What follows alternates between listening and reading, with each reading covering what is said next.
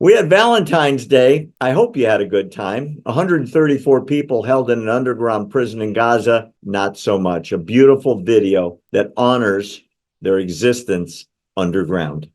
Check it out.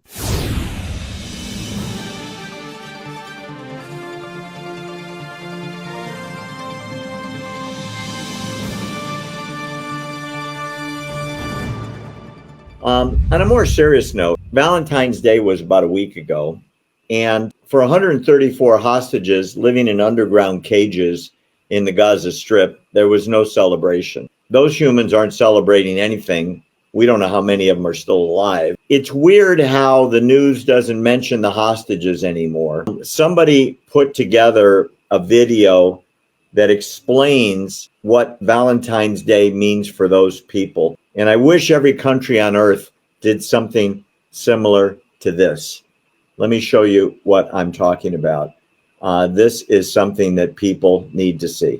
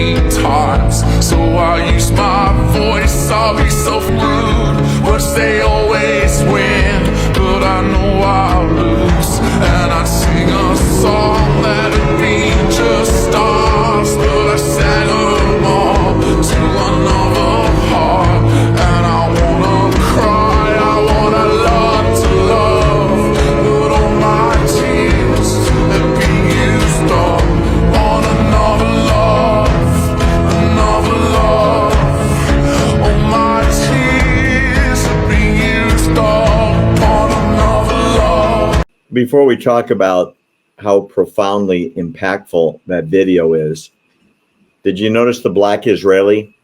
Yep, but that doesn't exist. He doesn't exist according to Rashida Tlaib and Ilhan Omar. He doesn't exist, or he's confused, or he's a sellout. You know, they have words for him. So that would be like Uncle Tom if you were doing in English, basically? Yeah, basically. But Uncle Tom, you know, they've taken Uncle Tom and made it a bad term. Uncle Tom was a character in a book called Harriet Stowe that was actually helping black people reach freedom. So they turned around and said, oh, Uncle Tom bad. And today, a lot of people don't know this, and they use it as a hateful term and not realizing that he was a hero. See how they twisted, just like they're twisting Israel. See how they twisted? They take something that was good and they twist it. They do it all the time. It makes you think, you know, on a personal level, my family knows some hostages and also knows some people that were killed on October 7th.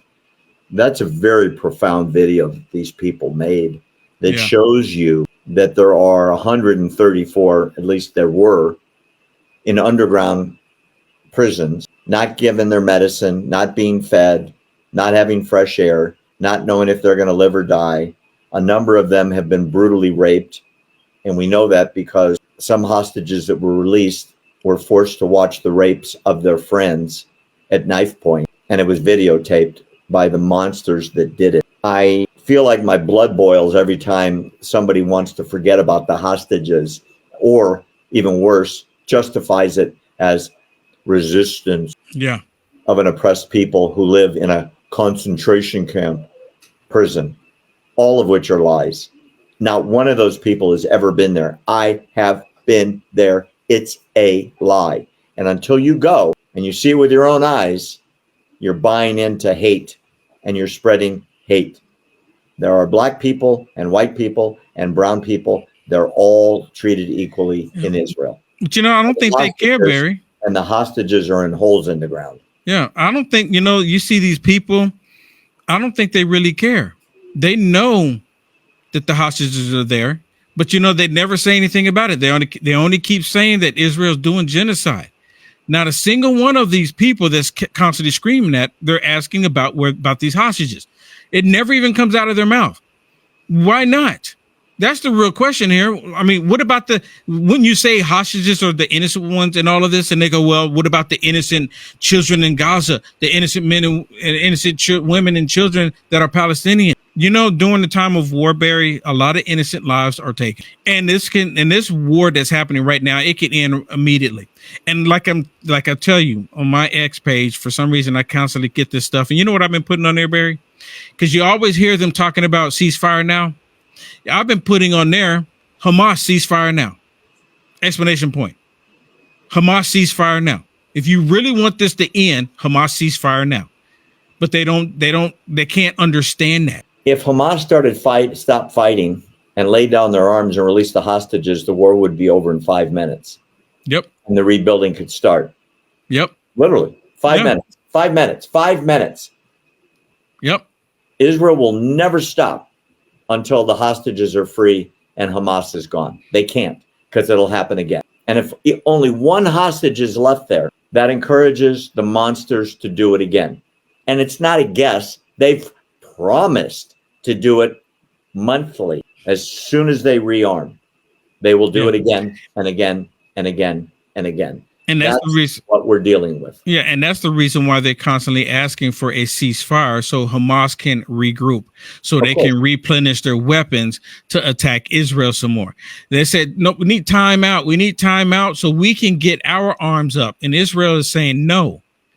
They can't continue down that path. They have to say no to it. Well, if they want to survive, yeah, absolutely. And the only people that are rooting for Hamas to survive are the people that hate Jews in Israel. Yeah. Let me ask you this, Barry, because I see this all the time. The past 75 years, or I guess 78 years now, right? I think you correct me on that. Who's been on the defense and who's been on the offensive in this whole thing? The past 78 years. Israel's never started a war. They've always been on the defense. Always. Every war. Even this one. But they have to go on the offensive because enough is enough. Well, at this point, they have to eliminate Hamas or it happens again. This is a defensive war. Yeah, it's a defensive war. Right. So, but they have to offensively go in to where Hamas is. Because before Hamas was constantly shooting rockets, Israel would just be on the defensive, and they would just shoot the rockets and, oh, look at the fireworks. I'm always bringing it up. But now they're saying enough is enough. And personally, Barry, and I've said this before, Israel should have said enough is enough in 1949. We wouldn't be in this situation right now. I'm just being straight up. I'm just being straight up. Well said.